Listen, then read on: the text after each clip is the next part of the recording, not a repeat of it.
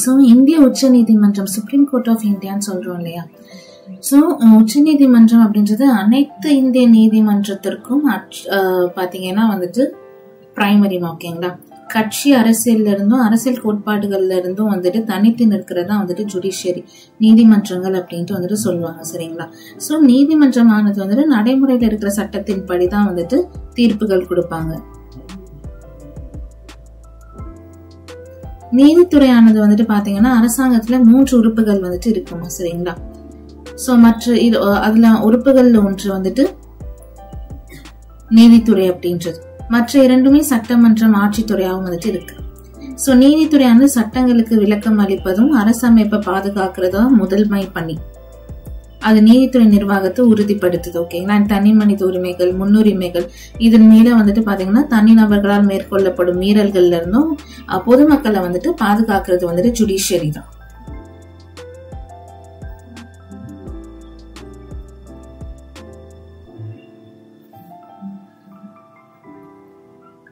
So Thirukkural. So பிப்ரவரி வந்துட்டு பாத்தீங்கன்னா தமிழ்நாடு கோர்ட்ல வந்துட்டு 3 காலேஜ் ஸ்டூடெண்ட்ஸ் வந்துட்டு அரெஸ்ட் பண்ணி இருப்பாங்க, சரிங்களா. 3 கல்லூரி மாணவர்களை, ஓகேங்களா, ஒரு கேஸ்ல வந்துட்டு அரெஸ்ட் பண்ணிருப்பாங்க. அப்ப வந்துட்டு தொடர்ந்து 10 நாட்கள் வந்துட்டு திருக்குறள், ஒரு நாளுக்கு வந்துட்டு பாத்தீங்கன்னா 10 குறள் வீதம், மொத்தமா 100 குறள்கள் வந்துட்டு கொடுக்கணும். 100 குறள்கள் வந்துட்டு சொல்ல கத்து கொடுத்திருப்பாங்க. சோ அதுக்கப்புறம் தான் பெயில் கொடுத்திருப்பாங்க, ஓகேங்களா. அண்ட் வந்துட்டு மேட்டுப்பாளையம்லயும் வந்துட்டு பாத்தீங்கன்னா ஸ்டூடெண்ட்ஸ் வந்துட்டு ஒரு கேஸ்ல வந்துட்டு அரெஸ்ட் பண்ணிருப்பாங்க. சோ அவருக்கு என்ன, அந்த ஸ்டூடெண்ட்ஸ்க்கு என்ன தண்டனைனா, தமிழ் டீச்சர் முன்னாடி, கவர்மெண்ட் பாய்ஸ் ஹைஸ்கூல்ல வந்துட்டு தமிழ் டீச்சர் முன்னாடி நின்னு சோ திருக்குறள் வந்துட்டு கத்துக்கணும் அப்படின்ற மாதிரி வந்துட்டு சொல்லியிருப்பாங்க.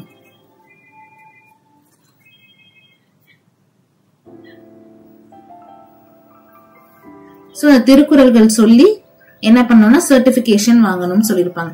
சோ இது வந்துட்டு பாத்தீங்கன்னா ஒரு கோர்ட் கேஸ்ல வந்துட்டு திருக்குறளை வந்துட்டு ஸ்டூடெண்ட்ஸ் கற்கிற மாதிரி பண்ணிருப்பாங்க. And Madras bench, like Madurai high court வந்துட்டு என்ன பண்ணிருப்பாங்கன்னா 2017 வந்துட்டு 133 சாப்டர்ஸ் இருக்கு இல்லையா, 133 அதிகாரங்கள் இருக்கு இல்லையா. சோ அதுல வந்துட்டு பாத்தீங்கன்னா 108 out of 133 chapters of Thirukkural வந்துட்டு பார்ட் ஆஃப் சிலபஸா வந்துட்டு மேக் பண்ணிருப்பாங்க. சோ அந்த மாதிரி ஒரு ஜிஓ வந்துட்டு பாஸ் பண்ணிருப்பாங்க. சோ தட் கிளாஸ் 6th ல இருந்து 12th வரைக்கும் வந்துட்டு பாத்தீங்கன்னா கண்டிப்பா திருக்குறளை வந்துட்டு பசங்க படிச்சிருப்பாங்க. சோ இது எல்லாமே வந்துட்டு கோர்ட் கேஸ், ஜட்ஜ்மெண்ட்ஸ், வெர்டிக்ட்ஸ் திருக்குறள் வச்சு.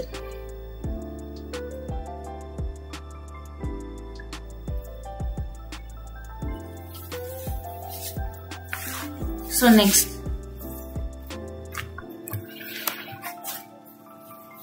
இந்திய நீதித்துறையின் பரிணாம வளர்ச்சி, பண்டைய இந்தியாவின் நீதி அமைப்பு. சோ ஃபர்ஸ்ட் வந்துட்டு பண்டைய இந்தியா அப்படின்னு பார்க்கும்போது வெவ்வேறு இனங்கள், பண்பாடுகள், மொழிகள், அரசியல் எல்லாம் வந்துட்டு இருந்தது. சோ இந்தியாவுடைய பண்டைய காலத்திலயும் சரி இடைக்காலத்திலயும் சரி அரசு எந்த ஒரு ஆட்சித்துறையில இருந்தும் நீதித்துறை பணிகளை வந்துட்டு பிரிச்சு வைக்கல. சோ வேத காலத்திலயும் வந்துட்டு பாத்தீங்கன்னா குடும்ப தலைவனுடைய அதிகாரம் தான் வந்துட்டு இருந்தது. அதுக்கப்புறம் மன்னர் வழி அப்படின்ற விஷயம் வந்தது. அண்ட் கிராமம், வைசியா, ஜனம், கணம் அப்படின்ற மாதிரி வந்துட்டு இனக்குழுக்கள் வந்துட்டு இருந்தாங்க. அண்ட் முடியாட்சியிலும் நீதித்துறை அதிகாரத்துல அரசர் தான் இருந்தார், ஓகேங்களா, கிங்ஸோட டைம்லயும். சோ அரசர் சொன்னதான் வந்துட்டு சட்டமா இருந்தது, அவர் சொன்னதான் நீதியா இருந்தது. அண்ட் கிராமங்கள்ல நிறைய வழக்குகள் ஜாதி அமைப்புகள் இல்லைன்னா வந்துட்டு உள்ளாட்சி நிர்வாக அமைப்புகள்ல இந்த சட்ட திட்டங்கள் மூலமாவே வந்துட்டு தீர்க்கப்பட்டு வந்துச்சு. தேச துரோகம் அப்படின்றது தீவிரமான வழக்கா இருந்துச்சு. சோ பெரும்பான்மையான நேரங்கள்ல குற்றம் சாட்டப்பட்டவர் வந்துட்டு அவர் குற்றமற்றவர் அப்படின்றத வந்துட்டு ஆதாரங்கள், சாட்சியங்கள் மூலமா நிரூபிக்கணும். சோ அப்படி இல்லைன்னா வந்துட்டு பாத்தீங்கன்னா அவரு குற்றம் சாட்டப்பட்டதற்கான தண்டனை நிரூபிக்கப்பட்டா அவருக்கு வந்துட்டு தண்டனை வழங்கப்படும். சாரி, குற்றம் சாட்டப்பட்டதற்கான ப்ரூஃப் வந்துட்டு காட்டினாங்கன்னா கண்டிப்பா அவருக்கு வந்துட்டு தண்டனை வழங்கப்படும்.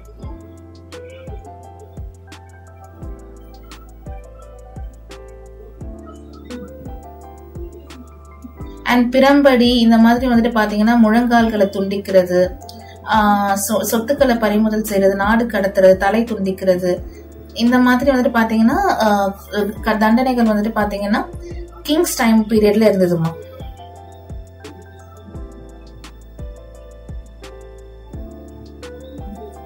அண்ட் இன்னொன்னு வந்துட்டு என்ன சொல்லுவாங்கன்னா, இந்த மனுஸ்மிருதி அதெல்லாம் வந்ததுக்கு அப்புறமா பிராமின்ஸ் வந்துட்டு பாத்தீங்கன்னா தண்டனையில இருந்து தப்பிக்கப்பட்டார்கள் அப்படின்ற ஒரு விஷயத்தையும் வந்துட்டு சொல்லியிருக்காங்க. சோ அவங்களுக்கு வந்துட்டு பாத்தீங்கன்னா மரண தண்டனை இதுல இருந்தெல்லாம் வந்துட்டு விதிவிலக்கு வந்துட்டு அளிக்கப்பட்டிருக்கு. அண்ட் ஒடுக்கப்பட்ட சாதியினர் கடுமையான துன்பங்கள்ல வந்துட்டு சந்திச்சிருக்காங்க.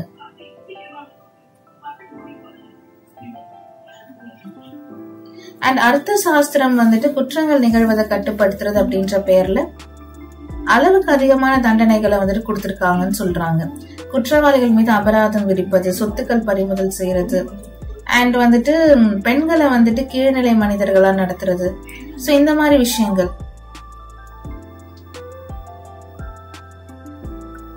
சோ இதெல்லாமே வந்துட்டு முன்னொரு காலத்துல வந்துட்டு நடந்திருக்குமா.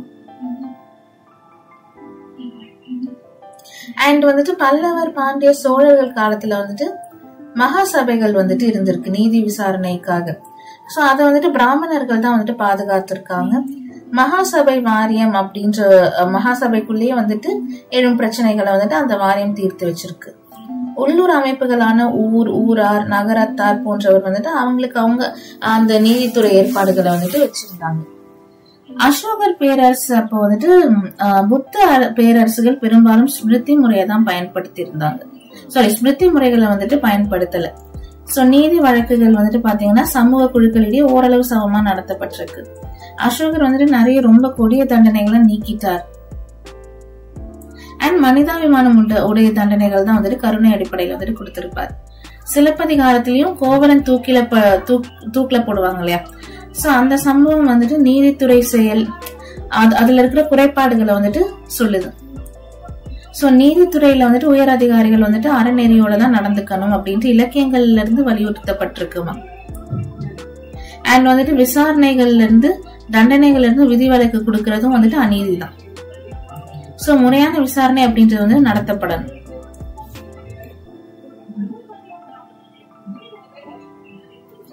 இடைக்கால இந்தியாவில முஸ்லிம் ஆட்சியாளர்கள் பாத்தீங்கன்னா ஒரு தனித்தன்மை வந்துட்டு இருந்ததுமா. சோ பெரும்பாலானோர் வந்துட்டு பாத்தீங்கன்னா முஸ்லிம் அல்லாதவர்களும் இருந்தாங்க, முஸ்லிமானவர்களும் இருந்தாங்க. சரிங்களா, முஸ்லிம் மற்றும் முஸ்லிம் நலன்கள் சார்ந்த வழக்குகள்ல இஸ்லாமிய சட்டங்கள் தான் வந்துட்டு பயன்படுத்தப்பட்டுச்சு. அண்ட் முஸ்லிம் அல்லாதவர்களுக்கு சமூக மத விவகாரங்கள்ல தலையீடா கொள்கை வந்துட்டு முன்னுரிமை அளிக்கப்பட்டுச்சு.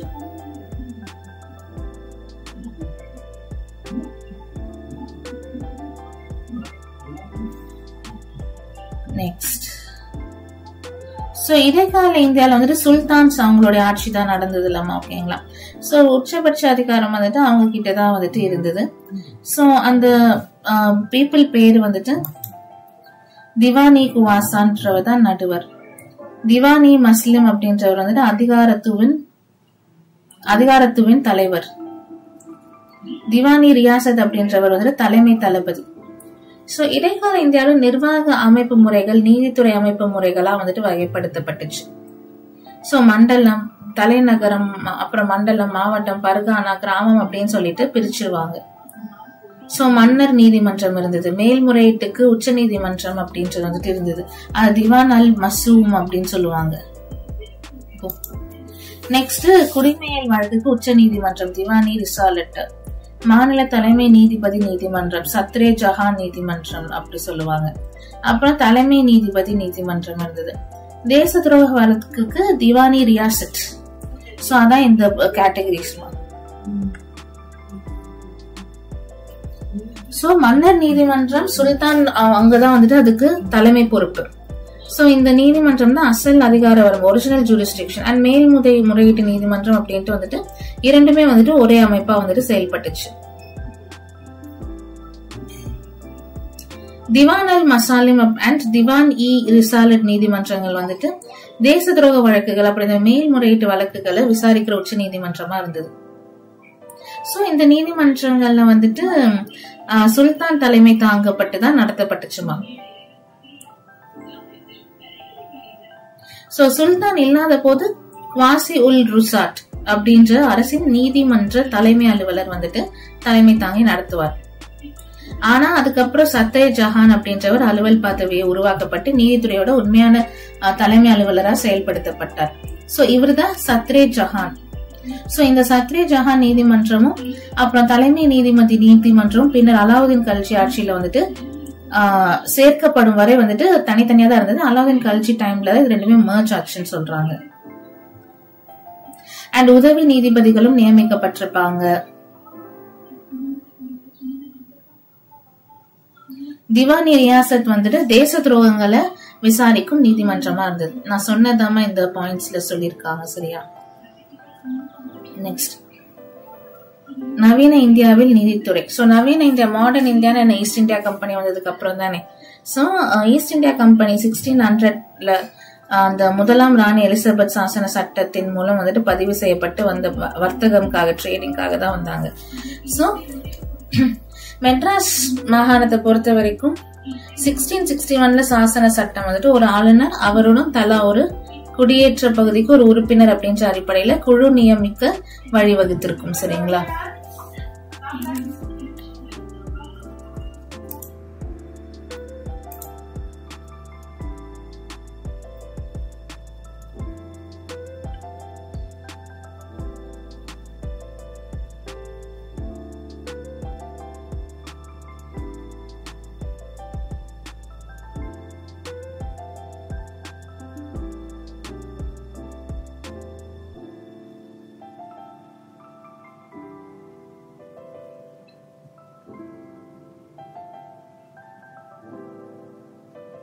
சோ இங்கிலாந்து சட்டத்தோட படி கவர்னர் அண்ட் அவருடைய ஆட்சி குழுவும் குடிமையில் குற்ற வழக்குகளை வந்துட்டு தீர்மானிப்பதுல அதிகாரம் அளிக்கப்பட்டுச்சுமா.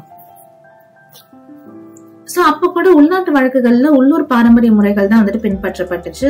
சோ இங்கிலாந்து அரசால விசாரிக்கப்பட்ட முதல் வழக்கு வந்துட்டு அசெட்டேனா வழக்குன்னு சொல்லுவாங்க. சோ 1665 இந்த வழக்கு நடந்துச்சு. அப்போ வந்துட்டு பார்க்ஸ் கிராஃப்ட் அவர் வந்துட்டு ஆளுநரா இருந்தார்.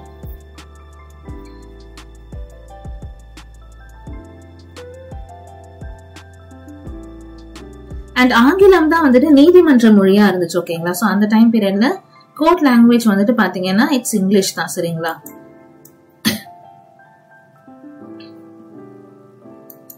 ஓகேங்களா? அண்ட் 1687ல வந்துட்டு சாசன சட்டம் என்ன பண்ணுச்சுன்னா மெட்ராஸ் மாநகராட்சி அமைக்கிறதுக்கு கிழக்கிந்திய கம்பெனிக்கு அதிகாரம் அளிச்சது. அதோட மேயர் நீதிமன்றங்களும் வந்துட்டு இணைக்கப்பட்டுச்சு.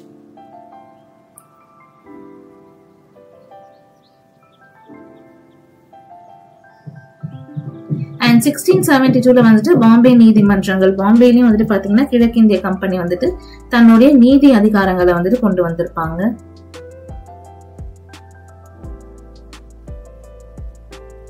அண்ட் தொடக்க நிலை விசாரணைகள் இருந்திருக்கும். 1690ல பாம்பே நீதிமன்றம் கலைக்கப்பட்டிருக்கும். அண்ட் 12 இயர்ஸ்க்கு அப்புறம் வந்துட்டு பாத்தீங்கன்னா அகைன் வந்துட்டு நீதிமன்றம் புதுப்பிக்கப்பட்டிருக்கும். சோ சில பொலிட்டிக்கல் ரீசன்ஸும் காரணமா. கால்கட்டா பொறுத்த வரைக்கும் வந்துட்டு ஆளுநருக்கும் அவருடைய ஆட்சி குழுக்கும் நீதித்துறை அதிகாரங்கள் வழங்கப்பட்டிருந்தது. சோ குற்றவியல் விவகாரங்கள், அதுக்கப்புறம் வந்துட்டு ஆல்ரெடி வந்துட்டு பெண்டிங் இருந்த கேசஸ், சோ எல்லாத்தையுமே வந்துட்டு பாத்தீங்கன்னா அவங்க பரிந்துரை பண்ணி அவங்க நீதி வழங்க கல்கத்தா நீதித்துறைக்கு நிர்வாகத்துல மாவட்ட ஆட்சியர் இந்த மாதிரி வந்துட்டு பாத்தீங்கன்னா ரைட்ஸ் அப்படின்றது கொடுத்திருந்தாங்க.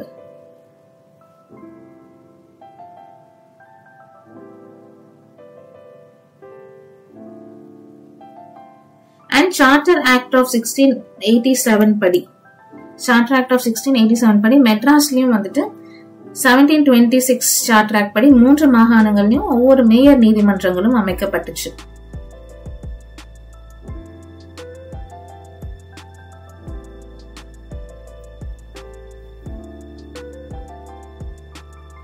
அண்ட் 1780ல மெட்ராஸ் பிரசிடென்சிஸ் நீதிமன்றங்கள் வந்துட்டு புதுப்பிக்கப்பட்டுச்சு. சோ இந்த மாதிரி ரொம்ப டீப்பாலாம் கேட்க மாட்டாங்க கைஸ். ஜஸ்ட் அது ஒரு கதையா நீங்க வந்துட்டு என்ன பண்ணுங்கன்னா ஞாபகம் வச்சுக்கோங்க.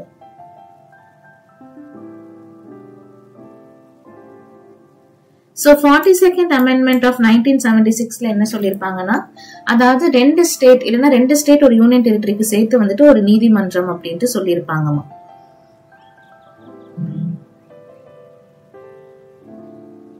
ஸோ வேறு இம்பார்ட்டன்ட்னா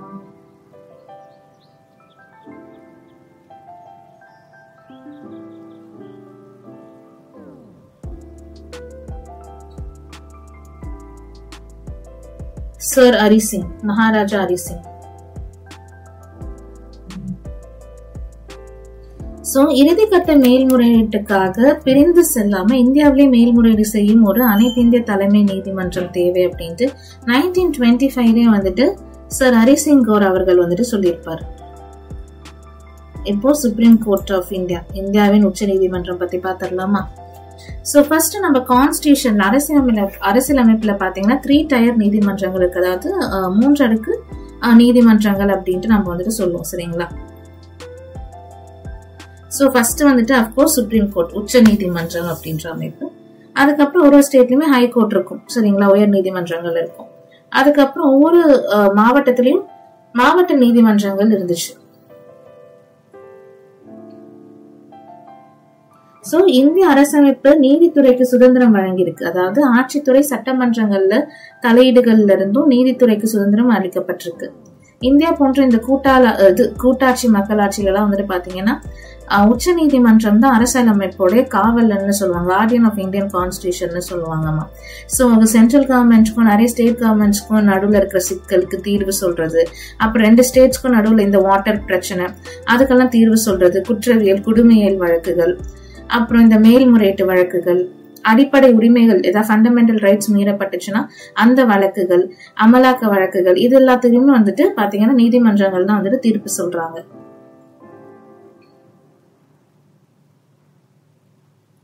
சோ இந்தியால வந்துட்டு பாத்தீங்கன்னா ஒருங்கிணைந்த நீதித்துறை இருக்குமா. சோ உச்ச நீதிமன்றத்துடைய தலைமை நீதிபதி தான் வந்துட்டு பாத்தீங்கன்னா இந்தியாவில இருக்கிற அனைத்து நீதிமன்றங்கள் மேலும் வந்துட்டு அவர் அதிகாரம் செலுத்தலாம். சோ எந்த ஸ்டேட்ல இருக்கிற நீதிமன்றம் மேலேனாலும் அவர் அதிகாரம் செலுத்துறதுக்கு அவருக்கு ரைட்ஸ் இருக்கு. Sources of law. சோ இந்தியாவில சட்ட ஆட்சியின் மூலம் வந்துட்டு பாத்தீங்கன்னா அரசமைப்பு அமைக்கப்பட்டிருக்கு.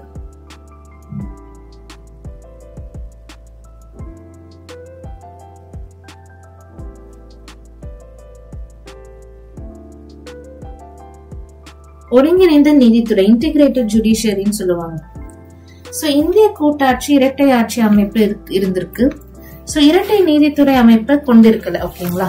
அதாவது டூயல் ஜுடிஷியரி எல்லாம் கிடையாது. சோ உயர் நீதிமன்றமும் உச்ச நீதிமன்றமும் அரசமைப்பின் கீழ் ஒரு ஒருங்கிணைந்த நீதித்துறையா தான் வந்துட்டு செயல்பட்டு வந்துட்டு இருக்கு.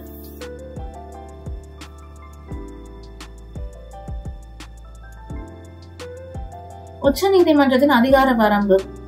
சோ உச்ச நீதிமன்றமே அசல் மேல்முறையீடு மற்றும் ஆலோசனை வழங்கும், ஓகேங்களா? சோ இந்த மாதிரி இந்த அதிகார வரம்புகள் தான் இருக்குமா. சோ நீதி அதிகார வரம்பு அப்படின்றது உச்ச நீதிமன்றங்கள்ல எல்லா வழக்குகளும் வந்துட்டு பாத்தீங்கன்னா அதுக்கு நீதி வழங்குவாங்க.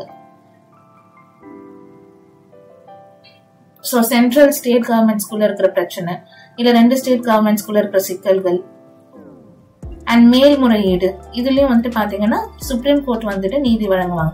அண்ட் ரிட்ஸ் இஷ்யூ பண்றது, அதாவது ஆட்கொணர்வு நீதி பேராணை, நெறிமுறைப்படுத்தும் நீதி பேராணை, தகுதி முறை வினவுதல், தடை, கீழமை நீதிமன்றங்களுக்கு ஆணையிடுதல், விளக்கம் கோருதல், சோ இதெல்லாமே சுப்ரீம் கோர்ட் பண்ணுவாங்க.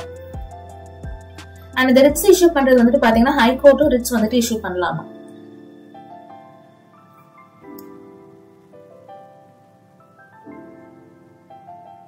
அண்ட் சுப்ரீம் கோர்ட்க்கு சில அட்வைசரி பவர்ஸும் இருக்கு. சோ பிரசிடென்ட் ஏதாவது வந்துட்டு அவங்க கிட்ட ஆலோசனை கேட்டாங்கன்னா சுப்ரீம் கோர்ட் வந்துட்டு ஆலோசனை வழங்குவாங்க பிரசிடென்ட்க்கு as per article 143.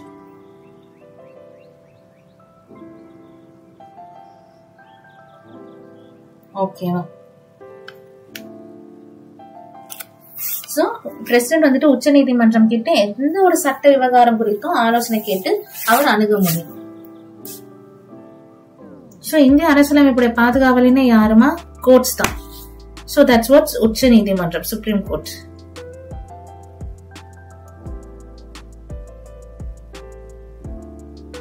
சோ அமைப்பு, சுப்ரீம் கோர்ட்டோட அமைப்பு. சோ அது எந்த பார்ட், எந்த சாப்டர்னு கேட்பாங்க. நான் அண்டர்லைன் பண்றதை எழுதிக்கோங்க. Part 5 chapter 4. Okay, article 124 to 147 வரைக்கும் இருக்கு.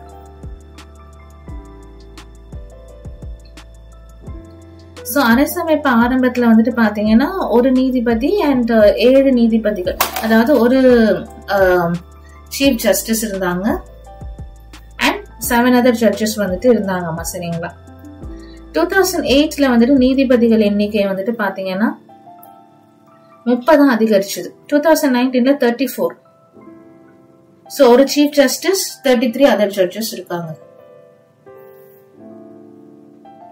அண்ட் உச்ச நீதிமன்ற நீதிபதி நியமனம் செய்வதற்கு தலைமை நீதிபதி உச்ச நீதிமன்றத்தோடைய 4 முக்கிய நீதிபதிகள் கொண்ட கொலீஜியம் குழு வந்துட்டு ஆலோசனை பண்ணுவாங்க. ஓகேங்களா? சோ அவங்களோட கருத்துப்படிதான் யார் வந்துட்டு நெக்ஸ்ட் சீஃப் ஜஸ்டிஸ் அப்படின்றத கலந்து ஆலோசிச்ச பின்னர் தான் பிரசிடென்ட் கிட்ட சொல்லுவாங்க. பிரசிடென்ட் வந்துட்டு அப்பாயிண்ட் பண்ணுவாரு. அண்ட் பதவி பிரமாணம் செய்து வைக்கிறதும் பிரசிடென்ட் தான். அண்ட் சுப்ரீம் கோர்ட் ஜட்ஜோட ஏஜ் லிமிட், அதாவது டென்யூர் பதவி காலம் வந்துட்டு பாத்தீங்கன்னா 65 இயர்ஸ்மா. High கோர்ட்னா 62 years. இது ஞாபகம் வச்சுக்கணும். உயர் நீதிமன்றம்னா 62 வயது தான். சுப்ரீம் கோர்ட்னா 65. சரியா?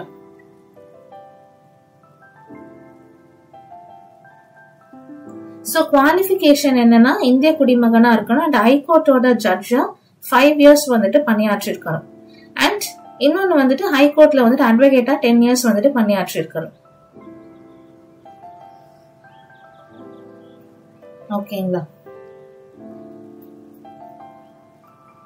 சோ ஒரு சுப்ரீம் கோர்ட் ஜட்ஜ வந்துட்டு பாத்தீங்கன்னா இம்பீச்மெண்ட் தகுதி நீக்கம் செய்யணும்னா பார்லிமெண்ட்ல முதல்ல அதுக்கான ரெசல்யூஷன் வந்துட்டு ஸ்பெஷல் மெஜாரிட்டியில பாஸ் ஆகணும். சரிங்களா? சோ ஸ்பெஷல் மெஜாரிட்டியில பாஸ் ஆனதுக்கு அப்புறம் தான் அதை வந்துட்டு பிரசிடென்ட் கிட்ட கொடுத்ததுக்கு அப்புறம் பிரசிடென்ட் தான் வந்துட்டு தகுதி நீக்கம் செய்ய முடியும்.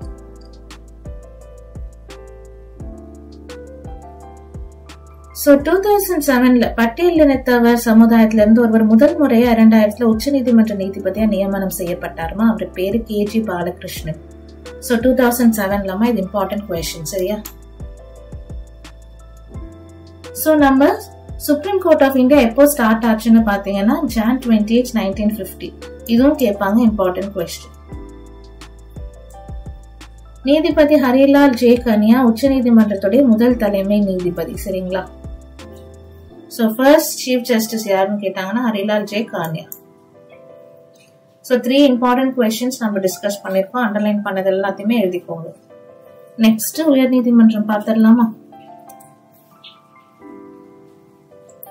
சோ உயர் நீதிமன்றங்கள் அப்படின்றது மாநிலங்களுடைய தலைமை நீதித்துறை நிர்வாக அமைப்பு. ஓகேங்களா?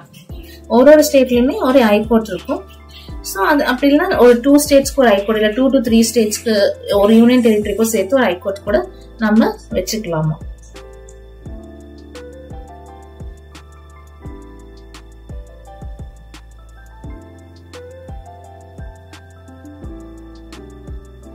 சோ குடியரசுத் தலைவர் பிரசிடென்ட் தான் வந்துட்டு ஹைகோர்ட்டோட ஜட்ஜஸ் வந்துட்டு நியமனம் செய்யறாரு. சோ ஹைகோர்ட் ஜட்ஜஸ் வந்துட்டு நீதிபதி வந்துட்டு பாத்தீங்கன்னா உச்ச நீதிமன்றத்துடைய தலைமை நீதிபதி அப்புறம் அந்த ஸ்டேட்டோட ஆளுநர் இவங்க 2 பேரையுமே வந்துட்டு டிஸ்கஸ் பண்ணிட்டதுக்கு அப்புறம் தான் பிரசிடென்ட் வந்துட்டு ஹைகோர்ட்டோட சீஃப் ஜஸ்டிஸ் அப்பாயிண்ட் பண்ணுவாங்கம்மா.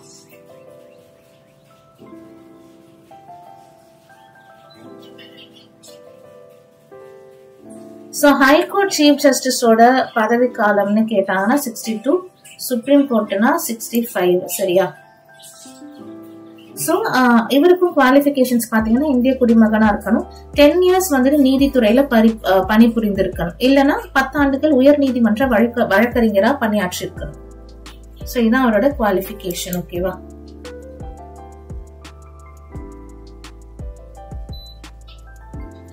சோ உயர் நீதிமன்றத்தின் வழக்குகள் மாநில ஆளுகைக்குட்பட்ட பகுதிகளில் வந்துட்டு நீதித்துறை மேல்முறையீட்டு அதிகாரங்கள்லாம் வந்துட்டு ஒரு ஹைகோர்ட்டுக்குமே வந்துட்டு இருக்குமா.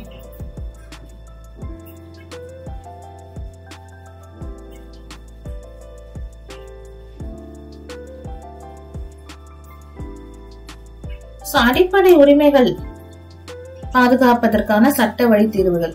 சோ அடிப்படை உரிமைகள் மீறப்படும் பொழுது வந்துட்டு நீங்க கோர்ட்ஸ்க்கு வந்துட்டு போலாம், உங்களுக்கு ஜஸ்டிஸ் வந்துட்டு கிடைக்கும். சோ உயர் நீதிமன்றங்கள் 2 நீதி பேராணைகள், இடைக்கால உத்தரவு, இந்த மாதிரி நிறைய விஷயங்களை கொண்டிருக்காங்கம்மா. சோ நான் ஆல்ரெடி சொன்ன மாதிரி ரிட்ஸ், இந்த 5 டைப்ஸ் ஆஃப் ரிட்ஸ் சொன்னேன்ல, இதே உச்ச நீதிமன்றம் வந்துட்டு இந்த நீதி பேராணைகளை இஷ்யூ பண்ணா அது ஆர்டிகல் 32ல, ஹைகோர்ட் இஷ்யூ பண்ணா ஆர்டிகல் 226. அவ்வளவுதான் வித்தியாசம். சரியா? சோ ஃபர்ஸ்ட் வந்துட்டு ஆட்கொணர்வு நீதி பேராணை, ஏபிஎஸ் கார்பஸ் ரிட். சோ இது வந்துட்டு பாத்தீங்கன்னா உங்களை போலீஸ் வந்துட்டு இல்லீகலா அரெஸ்ட் பண்ணிருக்காங்க, எஃப்ஐஆர் போடாம அரெஸ்ட் பண்ணிருக்காங்கன்னா சோ கோர்ட்ல வந்துட்டு ஏபிஎஸ் கார்பஸ் ரிட் போட்டோம்னா உங்களை 24 ஹவர்ஸ்க்குள்ளார நீதிபதி முன்னாடி நிக்க வைக்கணும்.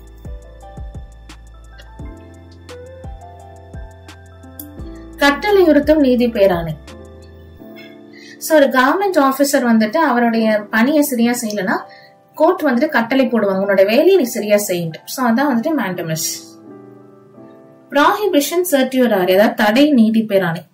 இப்போ வந்துட்டு பஞ்சாப்ல ஒரு கேஸ் நடக்குது, அதை மெட்ராஸ் ஹைகோர்ட் வந்துட்டு எடுத்து விசாரிக்கிறேன்னு வராங்க. அப்ப சுப்ரீம் கோர்ட் இதை பார்த்துட்டே இருப்பாங்க, மெட்ராஸ் ஹைகோர்ட்டுக்கு தடை போடுவாங்க, ஏன்னா அது பஞ்சாப்ல நடந்த கேஸ், நீ அதை விசாரிக்க கூடாது. சோ அதான் தடை. இது 4th ஒன், இந்த தகுதி அது என்னது நெறியுறுத்தும் நீதி பேராணை அப்படின்றது வந்துட்டு மெட்ராஸ் ஹைகோர்ட் நீ இந்த கோர்ட்டை நீ இந்த கேஸை விசாரிக்க கூடாது, இது எங்க போனோம்ட்டு டிரெக்ட் பண்ணாங்கன்னா அதான் சர்டியூராரி, நெறிமுறையுறுத்தும் நீதி பேராணை.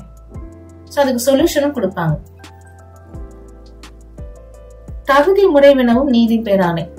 சோ எந்த தகுதியில இவங்களுக்கு வந்துட்டு இந்த வேலை கிடைச்சது அப்படின்ட்டு அதுக்கும் வந்துட்டு ஒரு ரிட் போடலாமா. சோ அவங்களோட தகுதி உண்மையான தகுதி அடிப்படையில தான் வந்திருக்காங்களா, அப்படின்னா ஃபோர்ஜரி பண்ணி இந்த பதவிக்கு வந்திருக்காங்களா அப்படின்றத கண்டுபிடிக்க முடியும்.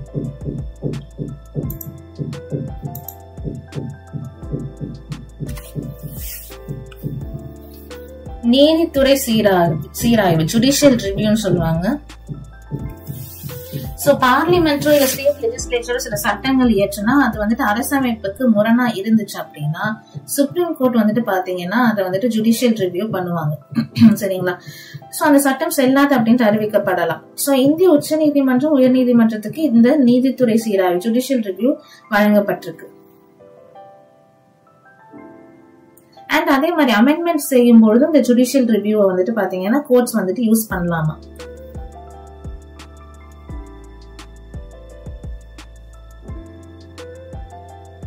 நெக்ஸ்ட் பப்ளிக் இன்ட்ரெஸ்ட் லிட்டிகேஷன், பொதுநல வழக்கு. சோ பொதுமக்கள் நலன் கருதி எந்த ஒரு தனிநபரும் கோர்ட்ஸ்ல வந்துட்டு இந்த பொதுநல வழக்கை வந்துட்டு தாக்கல் பண்ண முடியும். ஓகேங்களா? 32 படி உச்ச நீதிமன்றத்திலையும் 226 படி உயர் நீதிமன்றத்திலையும் தாக்கல் பண்ண முடியும். அண்ட் குற்றவியல் நடைமுறை சட்டம் 133 படி வந்துட்டு நடுவர் நீதிமன்றங்களையும் தாக்கல் பண்ண முடியும். சோ கொத்தடிமை தொழிலாளர்கள் முறை தொடர்பான விவகாரங்கள், அப்புறம் ஆதரவற்ற குழந்தைகள், குறைந்தபட்ச கூலி வழங்காமை, சிறைச்சாலையில நிகழும் மரணங்கள், வன்கொடுமை புகார்கள், அண்ட் வழக்கு பதிவு செய்ய மறுக்கும் காவல்துறை அதிகாரிக்கு எதிரான வழக்கு, வரதட்சணை வழக்கு, வன்கொடுமை, மணப்பெண் தீ வைப்பு, பாலியல் வன்கொடுமை, கடத்தல், கொலை, இந்த மாதிரி குற்றங்கள், பட்டியலின சாதியினர் பழங்குடியினர் மீதான வன்கொடுமை, சுற்றுச்சூழல் மாசுபாடு. சோ இதுக்கெல்லாம் பப்ளிக் இன்ட்ரெஸ்ட் லிட்டிகேஷன் போடலாம்.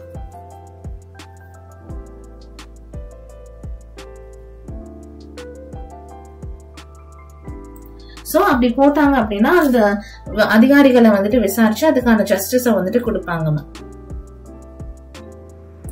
ஒரு தனிநபருக்கு எதிராக நீங்க பொதுநல வழக்கு வந்துட்டு பதிவு செய்ய முடியாது, இதுதான் ஒரு டிராபேக். ஓகேங்களா? சோ ஒரு தனிநபருக்கு எதிராக நீங்க வந்துட்டு வழக்கு பதிவு செய்ய முடியாது.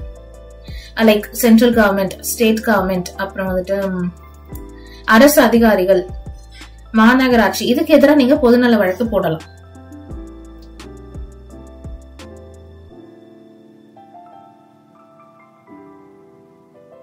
அண்ட் சாலை விபத்துகளையும் கருத்தில் கொண்டு அதுக்கும் வந்துட்டு பொதுநல வழக்கு தாக்கல் செய்வாங்க.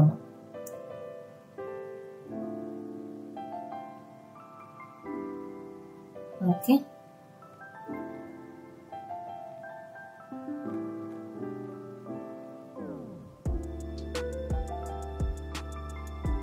நீதித்துறை செயல்பாட்டு முறை. சோ மாறிக்கொண்டிருக்கும் ஒரு சமூகத்துல நீதித்துறை மேற்கொள்ளும் வீரியமிக்க செயல்பாடுகள் தான் நீதித்துறை செயல்பாட்டு முறை அப்படின்னு சொல்லுவாங்க. அமெரிக்கால 1947 ஆர்த்தர் சன் சிங்கர் ஜூனியர் அப்படின்றவர் வந்துட்டு பாத்தீங்கன்னா உச்ச நீதிமன்றத்தில் 1947 என்ற தலைப்பிட்டு கட்டுரை ஒன்றுல வந்துட்டு ஜுடிஷியல் ஆக்டிவிசம் அப்படின்ற சொல்ல அறிமுகப்படுத்தி எழுதியிருப்பார். சோ அது நீதித்துறை தத்துவம் அப்படின்ட்டு சொல்றார். நீதிபதிகளை பழமைவாதத்திலிருந்து பிரித்து புதிய முற்போக்கான சமூக கொள்கைகளுக்கு ஆதரவாக ஊக்கப்படுத்துறது தான் ஜுடிஷியல் ஆக்டிவிசம்னு அவர் சொல்றாரு. ஜஸ்ட் இந்த கோட்பாடு மட்டும் பாத்துக்கோங்க. That's enough. நெக்ஸ்ட் இந்த டிட் யூ நோ பாக்ஸ் பாருங்க. A K Gopalan case, sorry Australian courts. இது ஸோ ஆஸ்திரேலியால வந்துட்டு ஹையஸ்ட் கோர்ட், அதாவது உயர்நிலை நீதிமன்றத்துக்கு வந்துட்டு உயர் நீதிமன்றம்னு சொல்றாங்க, மாநில நீதிமன்றத்திற்கு உச்ச நீதிமன்றம்னு சொல்றாங்க. அப்படியே இந்தியாவில இருக்கிறது மாதிரி ஆப்போசிட். நெக்ஸ்ட்